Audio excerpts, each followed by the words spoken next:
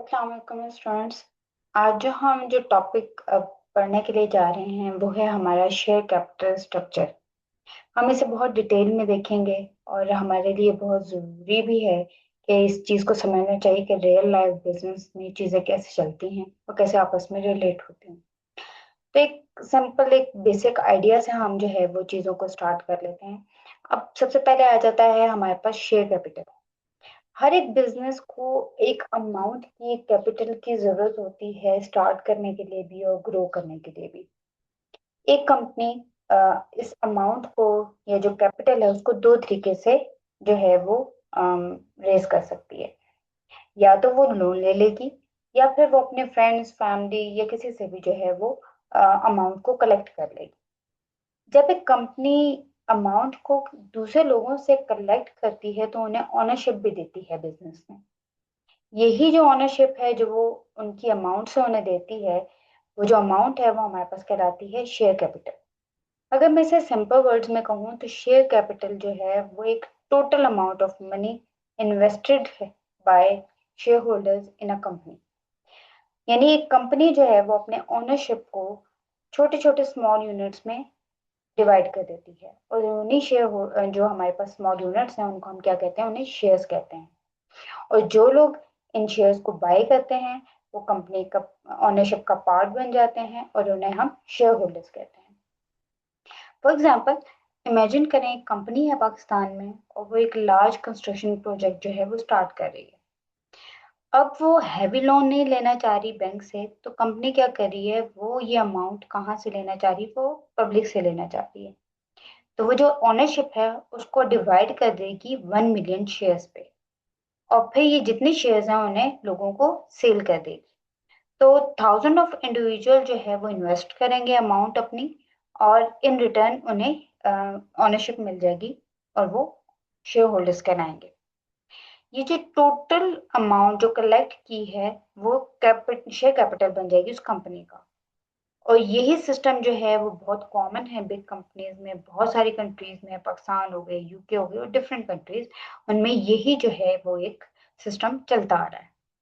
अब हम इस चीज को समझेंगे शेयर कैपिटल को प्रॉपरली, तो उसके लिए हमें ये समझने की जरूरत है कि इसकी मुख्तलिफ स्टेजेस या क्लासिफिकेशन होती है हमारे पास शेयर कैपिटल की। क्योंकि कंपनी जो है वो तमाम अमाउंट को एक साथ रिसीव नहीं कर लेती। तो जो कैपिटल जो है वो स्टेप बाय स्टेप मूव होता है और हर स्टेज के डिफरेंट मीनिंग होते हैं। तो पहले हम बात कर लेते हैं ऑथराइज्ड और registered capital. This is the maximum limit of capital that a company is allowed to raise। और ये उनके लीगल डॉक्यूमेंट्स में भी ये टोटल अमाउंट मेंशन होती है। ये एक तरह से ये कहते हैं कि ये एक तरह की अपर लिमिट है जो बता दी है कंपनी के ने कि इससे ज्यादा के शेयर, इस अमाउंट के ज्यादा के शेयर वो नहीं जो है वो लीगली अप्रूव कर सकते। जब तक उन्हें लीगल अप्रूवल ना मिल जाए वो इशू ही नहीं कर सकते।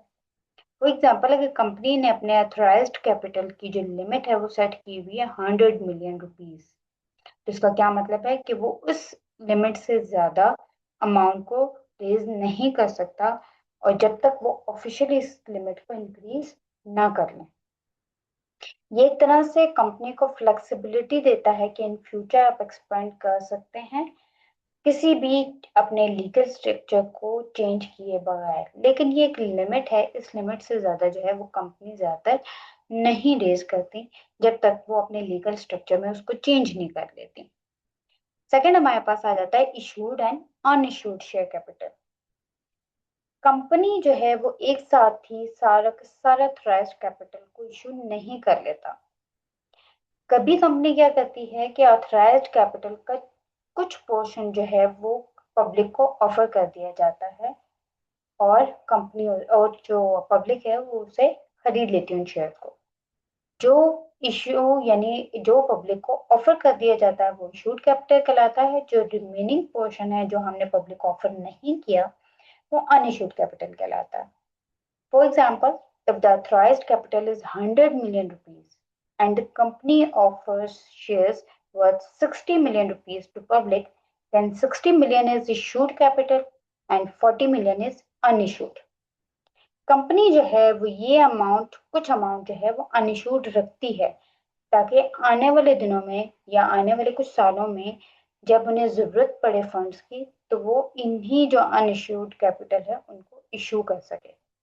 जैसे फॉर एग्जांपल एक्सपेंशन करनी होती है या फिर कोई न्यू प्रोजेक्ट स्टार्ट करना होता है, तो उसके लिए फिर जो है वो इस अनइश्यूड जो हमारे पास कैपिटल है उसको यूज कर लेते हैं, इशू करके। फिर हमारे पास आ जाता है सब्सक्राइब्ड कैपिटल। ये जो है वो इशूड कैपिटल का पार्ट है। इन्वेस्टर्स जो एग्री करते हैं एक्चुअली अपने हमारे शेयर्स को बाय करने के लिए, ये वो पोर्शन कहलाता है। समटाइम कुछ शेयर्स जो हैं वो ऑफर किए जाते हैं, लेकिन उनमें से जो है वो इन्वेस्टर्स कुछ परचेज कर लेते हैं, कुछ परचेज नहीं करते। फॉर एग्जांपल, अगर एक कंपनी इशू कर रही है शेयर और वो 60 मिलियन रुपीस की वर्थ के हैं, but investors only by shares worth 50 million rupees, जो 50 मिलियन रुपीस है वो सब्सक्राइब कैपिटल कहलाएगा। और यही जो है वो बताएगा कि हमें कि पब्लिक का इंटरेस्ट और ट्रस्ट कंपनी के ऊपर कितना है। फिर बात आ जाती है हमारे पास पेड अप कैपिटल की। अब पेड अप कैपिटल वो एक्चुअल अमाउंट जो कंपनी को रिसीव होती है शेयर होल्डर्स से। ये सबसे इम्पोर्टेंट फिगर होती है, क्योंकि यही बताती है कि कंपनी के पास कितनी अमाउंट जो है वो एक्चुअल में रिसीव हुई है, जो वो बिजनेस के ऑपरेशंस में उसको यूज कर सकता है। फॉर एग्जाम्पल, अगर शेयर होल्डर्स जो है वो कहें कि वो 50 मिलियन रुपीज पे कर सकते हैं, लेकिन उनमें से सिर्फ 45 मिलियन रुपीज रिसीव हुए हैं, जो 45 मिलियन रुपीज जो रिसीव हुए हैं वो पेड अप कैपिटल कहलाएगा। और यही अमाउंट जो है वो बिजनेस को रन करने के लिए, एसेट्स को परचेज करने के लिए और ऑपरेशंस को एक्सपेंड करने के लिए यूज होगी। फिर हमारे पास आ जाता है रिजर्व कैपिटल। रिजर्व कैपिटल एक स्पेशल टाइप का कैपिटल होता है। इसके वो जो पोर्शन होते हैं, जो अनकॉर्ड कैपिटल होता है हमारे पास, कंपनी डिसाइड करती है, उससे साइड पर रख देती है कि वो सिर्फ इमरजेंसी के टाइम पे जो है वो यूज किया जाएगा। जैसे कि फॉर एग्जांपल लिक्विडेशन के टाइम पे। तो ये अमाउंट जो है वो नॉर्मल बिजनेस एक्टिविटीज में यूज नहीं होती। ये एक तरह का सेफ्टी फंड होता है, जो एक्सट्रीम सिचुएशन में यूज होना होता है। तो ये एक तरह से इंश्योर करता है कि कंपनी जो है वो फाइनेंशियल सिक्योरिटी कंपनी के पास कुछ है। अगर हम पूरे कंप्लीट प्रोसेस को देखें, तो कैपिटल जो शेयर कैपिटल है वो स्टेप बाय स्टेप मूव कर रहा होता है। फर्स्ट, अगर कंपनी डिसाइड करती है अपनी मैक्सिमम लिमिट, जिसे हम अथॉराइज्ड कैपिटल कहते हैं, फिर क्या करती है कंपनी, इश्यू करती है कुछ शेयर्स, उसे हम इशूड कैपिटल कहते हैं। तो जो इन्वेस्टर एग्री होते हैं बाई करने के लिए, ये जो हमने इशू किए हुए होते हैं, वो जो इन्वेस्टर एग्री हो गए हैं वो सब्सक्राइब कैपिटल कहलाते हैं। और जो कंपनी को जो है वो फाइनली रिसीव कर लेती है वो पेड अप कैपिटल कहलाता है। और रिजर्व कैपिटल जो है वो सेफ्टी बैकअप के लिए यूज हो जाता है। तो जो बिजनेस का जो रियल लाइफ चल रही होती है, उसमें कंपनीज केयरफुली मैनेज कर रही होती हैं इन स्टेजेस को, ताकि फाइनेंशियल स्टेबिलिटी और फ्लेक्सिबिलिटी को मेंटेन किया जा सके।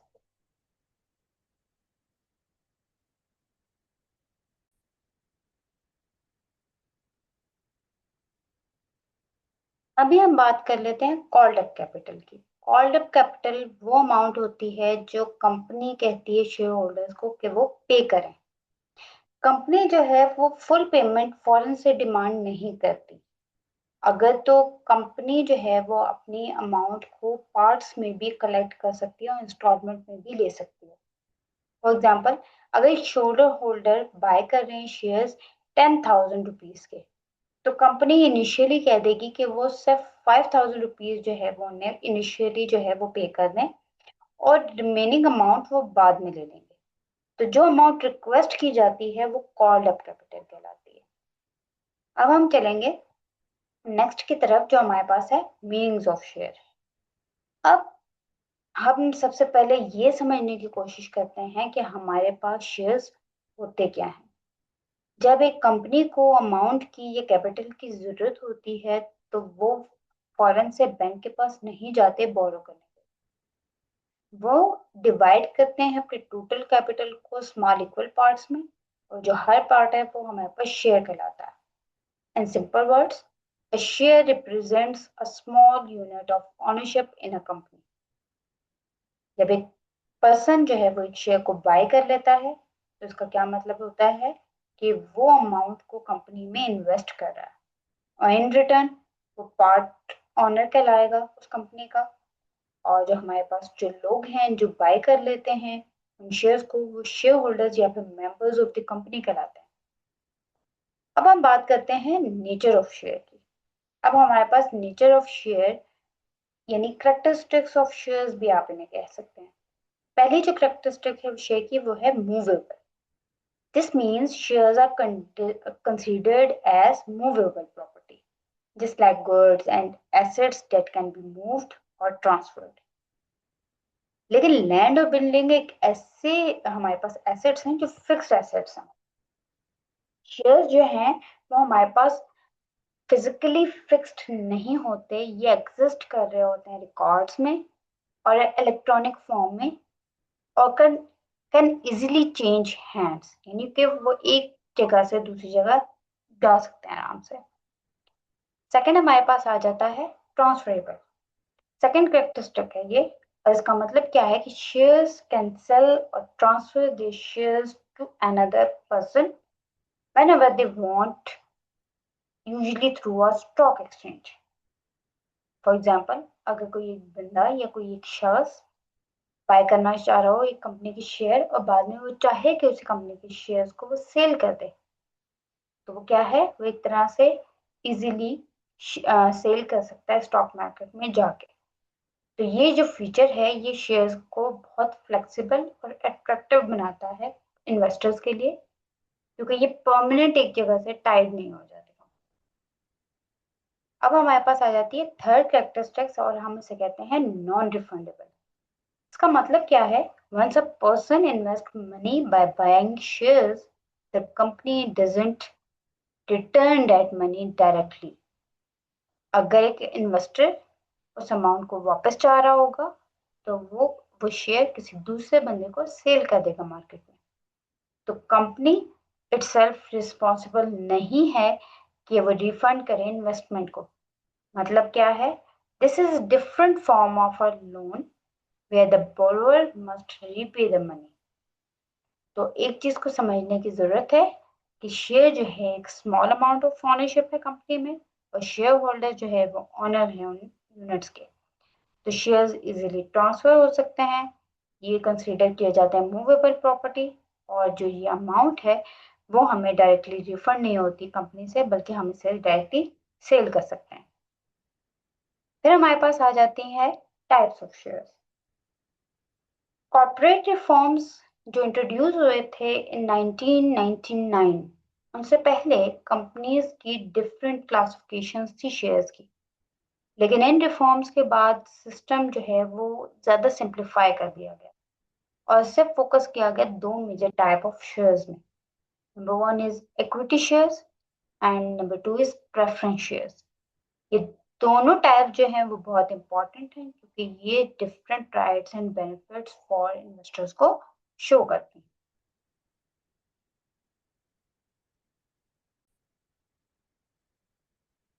अब हम बात कर लेते हैं इक्विटी शेयर्स की जिन्हें हम ऑर्डिनरी शेयर्स भी कह सकते हैं। ये most common type of shares हैं जो कंपनी इशू करती है जनरल पब्लिक को। जब एक कोई शख्स इन्वेस्ट करता है कंपनी में और शेयर्स को खरीद लेता है तो वो ज्यादातर कौन से शेयर्स को परचेज करता है? वो इक्विटी शेयर्स होते हैं।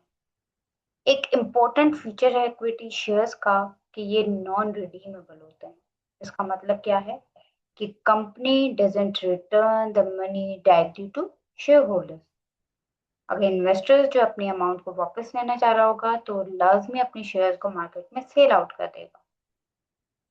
इक्विटी शेयर होल्डर्स जो कंसीडर किए जाते हैं real owner of the company, उन्हें वोटिंग का राइट होता है। इसका मतलब ये है कि वो इम्पोर्टेंट डिसीजंस में पार्टिसिपेट कर सकते हैं जैसे कि इलेक्ट कर सकते हैं डायरेक्टर्स को और मेजर पॉलिसीज को अप्रूव कर सकते हैं। उन्हें प्रॉफिट में भी शेयर मिलता है। इसका मतलब क्या है कि जब भी कंपनी डिस्ट्रीब्यूट करेगी डिविडेंड तो वो उन्हें मिलेगा। इसी तरह से डिविडेंड इनका फिक्स नहीं होता। ये डिपेंड करता है कि कंपनी ने कितना प्रॉफिट अर्न किया है। अगर कंपनी ने ज्यादा प्रॉफिट अर्न किया होगा तो हो सकता है कि वो डिविडेंड जब अनाउंस करें तो वो भी हायर हो। और हो सकता है कि कंपनी जो है अगर उन्हें लो प्रॉफिट हुआ है तो हो सकता है कि वो या तो प्रॉफिट बहुत कम दें या फिर दें ही ना। इसके अलावा जो इम्पोर्टेंट राइट है शेयर होल्डर्स के पास वो है कि वो एसेट्स जो कंपनी के होते हैं उनमें क्लेम कर सकते हैं, लेकिन तब जब दूसरी तमाम ऑब्लिगेशंस को पे कर दिया गया हो। फॉर एग्जांपल, अगर एक कंपनी क्लोज हो रही है तो पहले वो अपने तमाम जो लोन हैं, जो डेट हैं, उन्हें पे किएगी अमाउंट, और जो प्रेफरेंस शेयर होल्डर्स हैं उन्हें पे किया जाएगा। अगर कुछ बच जाता है उनके एसेट्स को बेचने के बाद या क्लोज करने के बाद सारी चीजों को, तो वो इक्विटी शेयर होल्डर्स को मिलेगा। तो इस हिसाब से इक्विटी शेयर थोड़े बहुत रिस्की होते हैं, लेकिन ये एक हाई रिटर्न भी दे सकते हैं लॉन्ग रन में।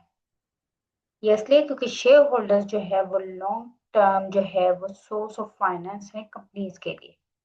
फॉर एग्जांपल, बहुत सारी कंपनीज है पाकिस्तान में जो इशू करती हैं इक्विटी शेयर्स को ताकि वो अपने फंड्स को एक्सपेंशन वगैरह के लिए रेज कर सकें, जैसे कोई न्यू ब्रांचेस हो स्टार्ट करनी हो या फिर इन्वेस्ट करना हो नए प्रोजेक्ट्स में। तो बहुत सारी कंपनी जो है वो इक्विटी शेयर होल्डर्स को इशू कर देती हैं। फिर हमारे पास आ जाता है नेक्स्ट, प्रेफरेंस शेयर्स। अब हमारे पास जो प्रेफरेंस शेयर्स हैं, इनके नाम से ही आपको समझ आ रहा होगा कि इसका मतलब क्या है कि प्रेफरेंस ओवर इक्विटी शेयर्स। इसका मतलब ये है कि प्रेफरेंस शेयर होल्डर्स को कुछ एडवांटेजेस हैं compare to equity share holders के। जो पहली प्रेफरेंस इन्हें मिलती है वो इन्हें डिविडेंड की पेमेंट पे मिलती है। प्रेफरेंस शेयर होल्डर्स को फिक्स रेट ऑफ डिविडेंड मिलता है, और ये इन्हें जो डिविडेंड मिलता है वो किसी भी जो इक्विटी शेयर होल्डर से पहले मिलता है। तो ये इन्हें एक तरह से प्रेफरेंस शेयर जो है वो लेस रिस्की होते हैं कंपेयर टू इक्विटी शेयर्स, क्योंकि इन्वेस्टर्स जो हैं उन्हें पता होता है कि उन्हें कितना रिटर्न जो है वो मिलना है। सेकंड जो उनकी प्रेफरेंस होती है वो होती है related to return of capital in case of winding up of a company. Winding up का जैसे आपको पता है कि कंपनी जो है वो अपने बिजनेस को क्लोज कर रही हो तो जहाँ हम वाइंडिंग अप कहते हैं। इस सिचुएशन में कंपनी फर्स्ट पे करती है अपने डेट्स को, और फिर प्रेफरेंस शेयर होल्डर्स को पे करती है, और फिर अगर कुछ रह जाए तो वह इक्विटी शेयर होल्डर्स को पे करती है। इस तरह से प्रेफरेंस शेयर होल्डर्स को एक हाई लेवल ऑफ सिक्योरिटी जो है वो मिलती है। फॉर एग्जाम्पल, बहुत सारी कंट्रीज हैं, इंडिया हो गई, यूके हो गई, और बहुत सारी और भी कंट्रीज हैं जहाँ पर इन्वेस्टर्स जो है वो प्रेफर करते हैं प्रेफरेंस शेयर होल्डर्स को। प्रेफरेंस शेयर्स को इसलिए प्रेफर किया जाता है क्योंकि वो स्टेबल इनकम चाह रहे होते हैं और लो रिस्क की तरफ जाना चाहते हैं, जबकि दूसरे लोग इक्विटी शेयर को इसलिए प्रेफर करते हैं क्योंकि वो ज्यादा रिस्क लेना चाह रहे होते हैं और हाई रिटर्न चाहते हैं। तो जो फाइनल अंडरस्टैंडिंग अगर हम इसकी देखें तो यही होगी कि इक्विटी शेयर्स जो है वो ऑफर करती हैं ऑनरशिप, वोटिंग राइट मिलते हैं, और हायर पोटेंशियल होता है रिटर्न, लेकिन थोड़ा बहुत रिस्क भी इन्वॉल्व होता है। लेकिन प्रेफरेंस शेयर होल्डर्स को अगर देखें तो वो फिक्स इनकम प्रोवाइड करते हैं और मोर सिक्योरिटी होती है, लेकिन उनके पास वोटिंग राइट नहीं होते और ना ही हायर रिटर्न जो है वो उनकी हो सकते हैं। नेक्स्ट हम चलते हैं टाइप्स ऑफ प्रेफरेंस शेयर्स पे। अब स्टूडेंट्स, इस चीज को समझने की जरूरत है कि जैसे हमने प्रेफरेंस शेयर्स को देखा उसकी भी फर्दर बहुत सारी टाइप्स हैं। जैसे सबसे पहले जो टाइप है वो है कम्युलेटिव प्रेफरेंस शेयर्स। इस टाइप में क्या होता है कि कंपनी अगर डिविडेंड एक साल में, यानी हर साल एंड में एक साल के बाद देना होता है डिविडेंड, अगर वो पे नहीं कर पाई, चाहे उन्हें प्रॉफिट कम हुआ या फिर लॉस हो गया, तो जो अनपेड डिविडेंड है वो लॉस नहीं होता। इंस्टेड ये कैरी फॉरवर्ड कर दिया जाता है नेक्स्ट ईयर में। दिस मीन्स कि अगर कंपनी नेक्स्ट ईयर्स में कभी डिविडेंड पे करेगी तो वो पिछले उन तमाम सालों के डिविडेंड पे करेगी जो उन्होंने अपने प्रेफरेंस शेयर होल्डर्स को पे नहीं किए थे। फॉर एग्जाम्पल, अगर एक कंपनी है, उसने डिविडेंड इस साल नहीं दिया, तो ये जो अमाउंट है वो क्यूमुलेट हो जाएगी नेक्स्ट ईयर के लिए, और इन फ्यूचर जब भी कंपनी को प्रॉफिट होगा वो डिविडेंड अनाउंस करेगी, तो कम्युलेटिव प्रेफरेंस शेयर होल्डर्स को जो है वो उस साल का भी डिविडेंड मिलेगा, उससे पहले जितने सालों का डिविडेंड नहीं मिला वो भी उन्हें मिलेगा। ये हमारा क्या कहलाता है, कम्युलेटिव प्रेफरेंस शेयर्स। फिर आ जाता है हमारे पास नॉन कम्युलेटिव प्रेफरेंस शेयर्स। इसमें क्या होता है, कंपनी जो है वो डिविडेंड अगर एक साल पे नहीं करती तो उसका डिविडेंड नेक्स्ट साल में कैरिड फॉरवर्ड नहीं होता। इसका सिंपल सा मतलब ये है कि वो डिविडेंड उस साल का जाया हो जाता है, और अगर इन्वेस्टर्स जो अगले साल डिविडेंड मिलेगा तो वो सिर्फ उसी साल का डिफरेंस जो डिविडेंड मिलेगा, लेकिन वो पिछले साल का डिविडेंड क्लेम नहीं कर सकते। तो इसका क्या मतलब है कि non cumulative preference shares more risky compare to cumulative ones because there is no guarantee of receiving missed dividends. Next हमारे पास आ जाता है कन्वर्टेबल प्रेफरेंस शेयर्स। ये शेयर्स इन्वेस्टर्स को एक ऑप्शन देते हैं कि वो प्रेफरेंस शेयर्स को कन्वर्ट करा सकें इक्विटी शेयर्स में, लेकिन आफ्टर सर्टेन पीरियड और अंडर सर्टेन कंडीशंस। ये बेनिफिशियल उन इन्वेस्टर्स के लिए होता है जो इनिशियली जो है वो स्टेबल इनकम चाह रहे होते हैं, लेकिन बाद में जो है वो ओनरशिप के बेनिफिट्स को इंजॉय करना चाहते हैं और हाई रिटर्न्स चाहते हैं। फॉर एग्जांपल, अगर एक इन्वेस्टर जो है वो प्रेफरेंस शेयर्स कंपनी के खरीद लेता है, लेकिन बाद में वो इक्विटी शेयर्स में उन्हें कन्वर्ट कर लेता है, तो कंपनी जब ग्रो करेगी तो उन्हें ज्यादा प्रॉफिट होगा। अब हम बात करते हैं रिडीमेबल प्रेफरेंस शेयर्स की। ये शेयर्स जो है वो जो can be brought back by the company after a specific period. इसका मतलब क्या है कि कंपनी हो सकता है जो उन्होंने इन्वेस्ट की हुई है उनकी शेयर्स होल्डर्स ने अमाउंट, वो कुछ टाइम के बाद वो रिटर्न कर दे। फॉर एग्जांपल, एक कंपनी जो है वो इशू कर रही है प्रेफरेंस शेयर्स फॉर 5 years, और उस 5 सालों के बाद या उस पीरियड के बाद इन्वेस्टर्स को रीपे कर दिया जाता है। ये फीचर एक तरह से डिफरेंट है इक्विटी शेयर होल्डर से, जो ये कहते हैं कि वो नॉन रिडीमेबल। ठीक है, फिर हमारे पास बात आ जाती है पार्टिसिपेटिंग प्रेफरेंस शेयर्स की। पार्टिसिपेटिंग प्रेफरेंस शेयर्स जो है वो special type of preference shares हैं। इसमें ना सिर्फ इन्वेस्टर्स को फिक्स डिविडेंड दिया जाता है जो प्रेफरेंस जो शेयर होल्डर्स हैं उन्हें देना होता है, लेकिन साथ ही अलाउ करते हैं कि अगर कंपनी को एक्स्ट्रा प्रॉफिट हुआ है तो उस पर प्रेफरेंस शेयर होल्डर्स को एक्स्ट्रा पे भी जो है वो अमाउंट पे की जाएगी। नॉर्मली प्रेफरेंस शेयर होल्डर्स सिर्फ वही अमाउंट रिसीव करते हैं जो उनके डिविडेंड का फिक्स रेट है, लेकिन पार्टिसिपेटिंग में क्या होता है कि आफ्टर डेट अगर तो उन्होंने कोई एडिशनल बेनिफिट उन्हें मिल गया, ये कंपनी ने अर्न किया है हाई प्रॉफिट, तो उन्हें जो है वो उसमें रिमेनिंग प्रॉफिट में से भी उन्हें पार्टिसिपेट किया जाएगा, यानी उन्हें अमाउंट को दिया जाएगा। तो अगर हम इसको स्टेप बाय स्टेप समझें तो हम ये कहेंगे, first, other preference share holders की तरह वो रिसीव करेंगे अपना fix dividend equity share holders से। तो इसका क्या मतलब है, इनकम जो है वो मोर सिक्योर है। लेकिन अगर कंपनी पे कर देती है ये फिक्स डिविडेंड और दोबारा डिस्ट्रीब्यूट करती है बाद में शेयर इक्विटी शेयर होल्डर्स को, लेकिन अगर एक्स्ट्रा प्रॉफिट रह गया है तो पार्टिसिपेटिंग प्रेफरेंस शेयर होल्डर्स को जो है वो रिसीव करेंगे an additional share from the extra profit. इसीलिए इसे हम लोग क्या कहते हैं, participating, because they participating in the extra earnings of the company. तो ये टाइप ऑफ शेयर जो है वो बहुत अट्रैक्टिव होती है इन्वेस्टर्स के लिए, क्योंकि बहुत ज़्यादा सेफ्टी होती है इसमें, एडिशनल अर्निंग की अपॉर्चुनिटीज भी होती हैं, और इसके अलावा जो है वो सिक्योरिटी भी होती है फिक्स डिविडेंड की। और अगर हम ये कहना चाहें तो हम ये भी कह सकते हैं कि ये ज़्यादा अर्न करते हैं अगर कंपनी बहुत अच्छा परफॉर्म कर रही हो। तो जो एक्स्ट्रा पार्टिसिपेटिंग जो है वो सिर्फ उसी पे तभी डिपेंड करता है जब कंपनी की परफॉर्मेंस बहुत अच्छी चल रही हो। फिर हम बात कर लेते हैं डेफर्ड शेयर्स की। अब डेफर्ड शेयर्स क्या होते हैं? डेफर्ड शेयर एक स्पेशल टाइप ऑफ शेयर है जो यूजुअली इशू किया जाता है प्रमोटर्स ऑफ अ कंपनी को। अब प्रमोटर्स क्या होते हैं? प्रमोटर्स वो लोग होते हैं जो उस कंपनी को स्टार्ट करते हैं, इनिशियल रिस्क लेते हैं और सेटअप करते हैं उस बिजनेस को। बिकॉज वो अपने टाइम को इन्वेस्ट करते हैं, अपने एफर्ट्स लगाते हैं और सम टाइम कुछ अमाउंट भी जो है वो स्टार्ट में वो इस्तेमाल कर लेते हैं अपने।